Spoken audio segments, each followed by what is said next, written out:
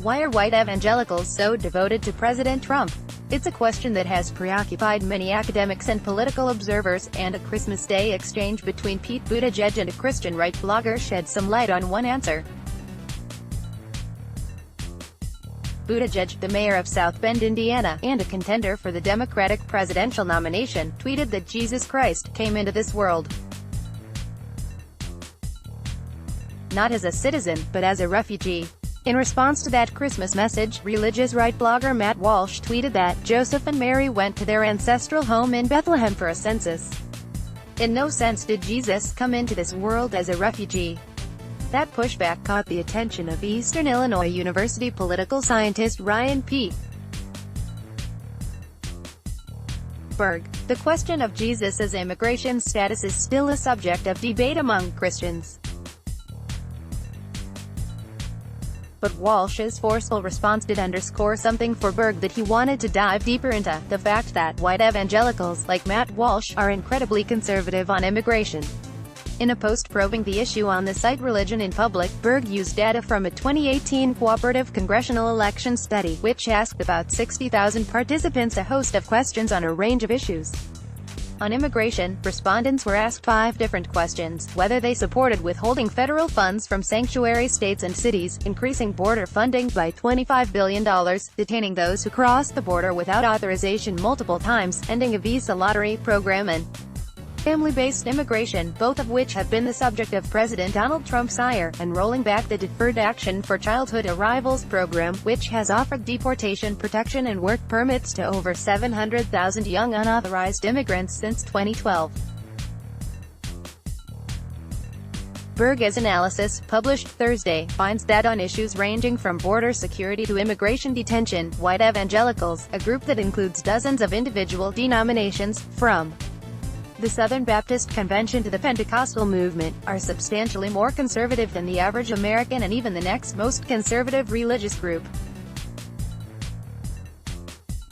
He calculated the share of white evangelicals who supported the policies, the share of the next most conservative religious group who supported the policies, and the share of all respondents who supported the policies. Evangelicals were consistently the most conservative by a wide margin. Berg finds that white evangelicals hold substantially more conservative views on immigration issues than the average American. Courtesy of Ryan Berg, on 4 of the 5 policies, evangelicals were at least 20% more conservative compared to the average American. The divide is smaller but still significant when compared to the next most conservative religious group. On 3 of the policies, there's a gap of 10%, but on the rest, it's 5% at least. It suggests that evangelical support for Trump continues to remain high, largely because they like the policy outcomes of the Trump era, particularly on immigration. Berg's findings are in line with prior polling on evangelicals' positions on immigration issues. An October PRRI survey of more than 2,000 voters found that Republican white evangelical Protestants were 75% more likely than all Republicans to assert that immigrants are invading American society. A Washington Post-ABC poll from January 2018 determined that 3/4 of white evangelicals nationwide favored the Trump administration's crackdown on undocumented immigrants, compared to 46% of all Americans. And a Pew Research Center poll in May 2018 found that 68% of white evangelicals think America is not obligated to resettle refugees, 25% more than the national average.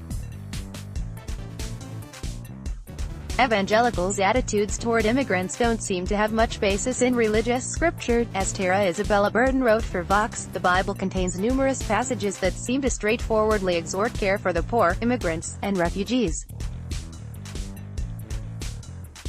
Isaiah chapter 10, for example, sees God excoriating those who turn aside the needy from justice and to rob the poor of my people of their right. In Matthew chapter 25, which a Methodist pastor quoted to Jeff Sessions Monday while protesting his speech, Jesus warns his followers that those who withhold care from the poor or the refugee, the least of these, are seen as having done it to Jesus himself.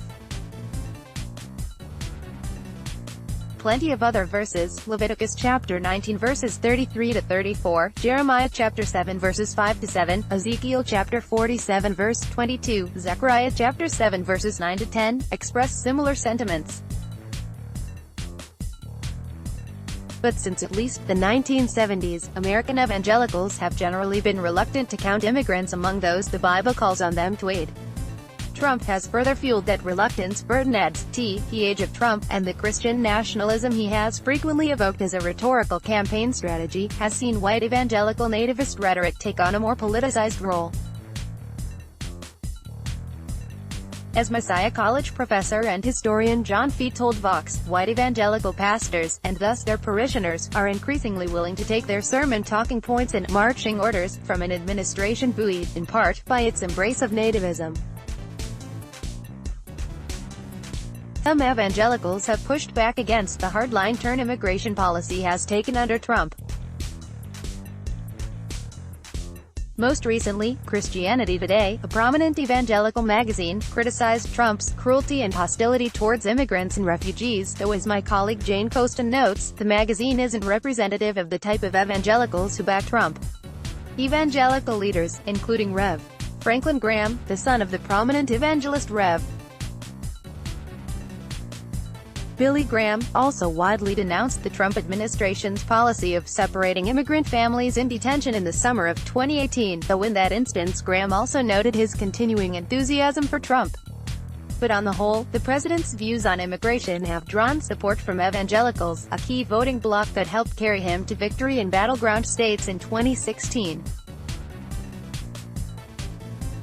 It's a strategy that his campaign is hoping to replicate in 2020 and, so far, it appears to be working. Trump has a 75% approval rating among white evangelicals, compared to 42% among all Americans. Let's block ads. Why?